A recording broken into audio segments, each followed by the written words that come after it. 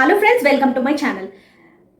Main అడిగిన ప్రశ్న ఏంటి అంటే మనము సింగిల్ నేమ్ ఉన్న వాళ్ళు ఐఎఫ్ఎస్సి కోడ్ వాడాలా లేదా స్విఫ్ట్ కోడ్ వాడాలా అని. ఓకే, సో సింగిల్ నేమ్ ఉన్న వాళ్ళు ఖచ్చితంగా గుర్తుపెట్టుకోండి, మీరు ఐఎఫ్ఎస్సి కోడ్ అన్నది ఖచ్చితంగా మీరు వాడొద్దు.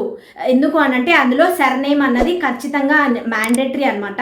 సో మీరు సింగిల్ నేమ్ ఉన్న వాళ్ళు స్విఫ్ట్ కోడ్ అయితే వాడాలి వైర్ ట్రాన్స్ఫర్లో. సో అది $100 ఉందని చెప్పి అందరూ $25కి మనం తీసుకోవచ్చు కదా అమౌంట్ అని చెప్పి మనకు ఐఎఫ్ఎస్సి కోడ్ వాడి బ్యాంక్ ట్రాన్స్ఫర్ పెట్టుకుంటున్నారు. సో మీరు అలా చేయకండి.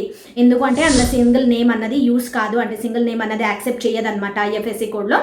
సో మీరు ఖచ్చితంగా స్విఫ్ట్ కోడ్ అయితే వాడండి ఫర్ సింగిల్ నేమ్ వాళ్ళు. ఓకే, సో మీరు $25 కోసం అని చెప్పి మీరు అది ఐఎఫ్ఎస్సి కోడ్ కోసం అయితే వెళ్ళకండి. ఎందుకంటే అది డాక్యుమెంట్ వెరిఫికేషన్ ప్రాబ్లం అని చెప్పి చాలా పెద్ద ప్రాబ్లం ఉంటుంది. సో అది మనం సర్నేమ్ అందులో లేకపోతే మన డాక్యుమెంట్స్లో మళ్ళీ దానికి వేరే డాక్యుమెంట్స్ రిక్వైర్డ్ ఉంటాయి.